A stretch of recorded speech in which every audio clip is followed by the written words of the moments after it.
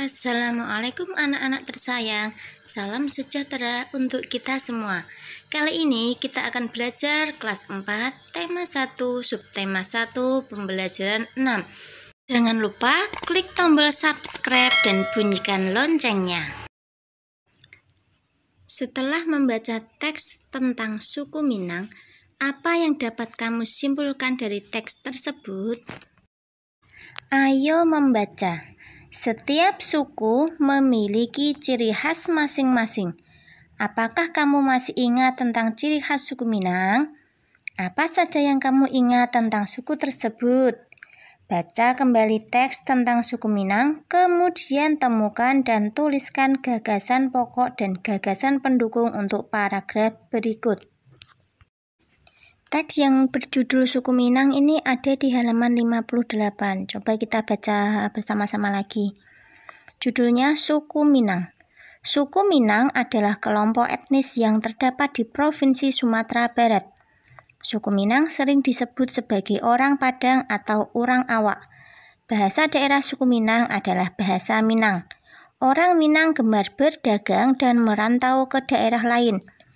Legenda suku Minang yang sangat terkenal adalah Malin Kundang. Suku Minang mempunyai rumah adat yang sangat khas yang disebut rumah gadang. Rumah gadang ini terbuat dari kayu dan mempunyai bentuk dasar seperti balok. Lengkung atap rumahnya yang sangat tajam seperti tanduk kerbau, sedangkan lengkung badan rumah landai seperti badan kapal. Atap rumah terbuat dari ijuk. Bentuk atap rumah yang melengkung dan runcing ke atas itu disebut gonjong. Karena atapnya berbentuk gonjong, maka disebut rumah bagonjong. Suku Minang mempunyai alat musik tradisional Minang yang disebut talempong. Talempong dimainkan dengan cara dipukul. Alat musik khas Minang lainnya adalah saluang. Saluang ini dimainkan dengan cara ditiup. Paragraf selanjutnya ada di halaman 59. Suku Minang juga memiliki banyak jenis tarian, di antaranya tari pasambahan dan tari piring. Tari pasambahan biasanya ditampilkan dalam pesta adat. Suku Minang sangat terkenal dengan berbagai makanan khasnya. Rendang merupakan salah satu makanan tradisional suku Minang yang sangat terkenal, bahkan sampai ke mancanegara. Makanan khas suku Minang lainnya yang juga digemari adalah sate Padang dan dendeng balado. Sekarang kita bahas pertanyaan dari halaman 67 tentang gagasan pokok dan gagasan pendukung. Di paragraf 1 itu ada 5 kalimat. Kalimat pertama itu suku Minang adalah kelompok etnis yang terdapat di Provinsi Sumatera Barat. Itu merupakan gagasan pokoknya. Selanjutnya di nomor 2, 3, 4, 5, di kalimat yang kedua 3, 4, 5 itu merupakan gagasan pendukung. Bisa lihat di situ ya. Yang nomor 2, suku Minang sering disebut sebagai orang Padang atau orang Awak. Yang ketiga, bahasa daerah suku Minang adalah bahasa Minang. Yang 4, orang Minang gemar berdagang dan merantau ke daerah lain. Yang nomor 5, legenda suku Minang yang sangat terkenal adalah Malin Kundang. Kita bahas ke paragraf 2, ada di halaman 68. Gagasan pokoknya ada di kalimat pertama. Suku Minang mempunyai rumah adat yang sangat khas disebut rumah gadang. Gagasan pendukungnya ada di kalimat 2, 3, 4, 5, dan 6. Yuk kita baca. Yang kedua, rumah gadang ini terbuat dari kayu dan mempunyai bentuk dasar seperti balok. Yang ketiga, lengkung atap rumahnya sangat tajam seperti tanduk kerbau, sedangkan lengkung badan rumah landai seperti badan kapal. Yang keempat, atap rumah terbuat dari ijuk. Nomor 5, bentuk atap rumah yang melengkung dan runcing ke atas itu disebut gonjong. Yang terakhir, nomor 6, karena atapnya berbentuk gonjong, maka disebut rumah bagonjong. Kita lanjutkan ke paragraf 3, halaman 69. Gagasan pokoknya ada di kalimat pertama. Suku Minang mempunyai alat musik tradisional Minang yang disebut talempong. Sedangkan kalimat yang kedua itu merupakan gagasan pendukung. Yuk kita baca. Talempong dimainkan dengan cara dipukul. Nomor 3, alat musik khas Minang lainnya adalah saluang. Nomor 4, saluang ini dimainkan dengan cara ditiup. Selanjutnya kita bahas halaman 70, paragraf 4. Gagasan pokoknya ada di kalimat pertama. Di ini hanya ada 2 kalimat ya. Yang kalimat pertama gagasan pokok, yang kalimat kedua otomatis gagasan pendukung. Yuk kita baca. Suku Minang juga memiliki banyak jenis tarian, di antaranya tari pasambahan dan tari piring. Yang kalimat kedua, tari pasambahan biasanya ditampilkan dalam pesta adat. Selanjutnya kita bahas halaman 71, paragraf 5, ini paragraf terakhir. Gagasan pokoknya ada di kalimat pertama juga. Suku Minang sangat terkenal dengan berbagai makanan khasnya. Terus pendukungnya ada di kalimat kedua. Rendang merupakan salah satu makanan tradisional suku Minang yang sangat terkenal, bahkan sampai ke mancanegara. Pendukung yang kedua ada di kalimat ketiga. Makanan khas suku Minang lainnya yang juga digemari adalah sate Padang dan dendeng balado. Tulis kesimpulanmu tentang perbedaan gagasan pokok dan gagasan pendukung. Gagasan pokok itu gagasan utama ya, adalah inti pembahasan dalam sebuah pernyataan kalimat. Sedangkan gagasan pendukung berisi kalimat-kalimat lainnya yang bersifat menerangkan maksud dari gagasan pokok yang berada di dalam kalimat utama. Ceritakan kembali kepada temanmu tentang suku Minang.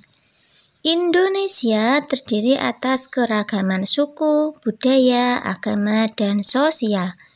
Keragaman tersebut merupakan identitas bangsa Indonesia.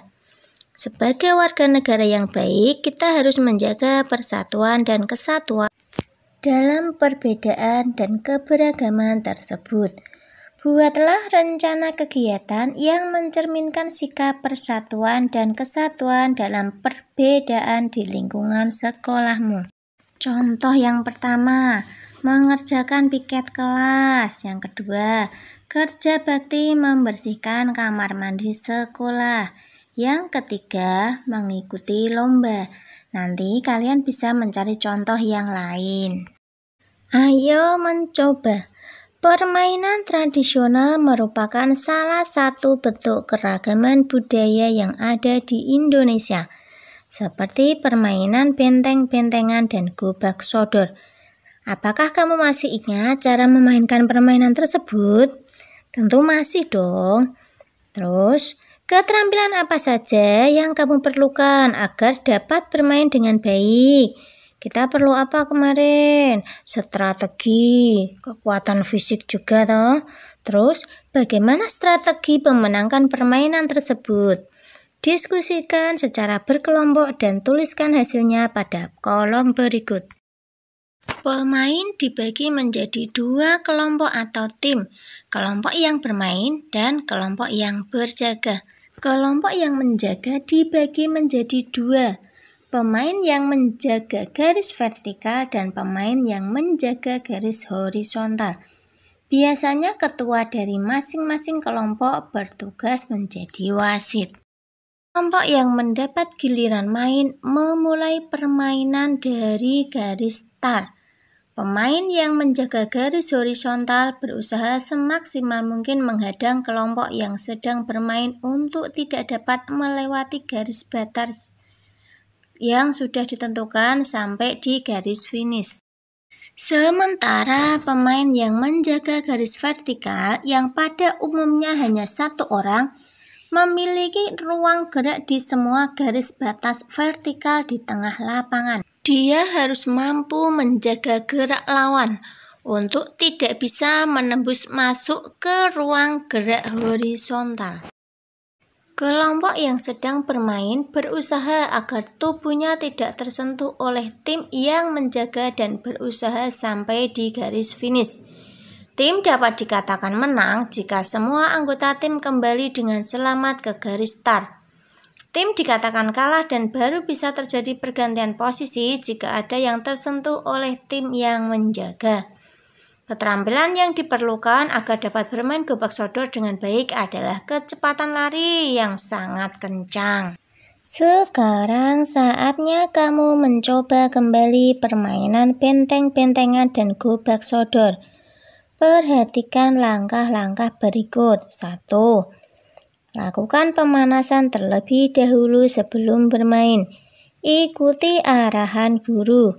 2. Perhatikan guru mempraktikkan keterampilan jalan, lari, dan lompat dengan benar untuk permainan tersebut. 3. Bermainlah dengan sportif dan terapkan keterampilan jalan, lari, dan lompat secara benar. Ayo renungkan. Setelah belajar hari ini, renungkanlah. Apa yang kamu pelajari dalam hal menyikapi keberagaman dan perbedaan yang ada di sekitarmu? Dengan adanya perbedaan, maka hidup akan semakin berwarna. Bagaimana caranya agar kamu dapat hidup berdampingan dengan teman-teman yang mempunyai latar belakang budaya, sosial, dan agama yang berbeda denganmu? Harus saling menghargai dan menghormati. Kerjasama dengan orang tua.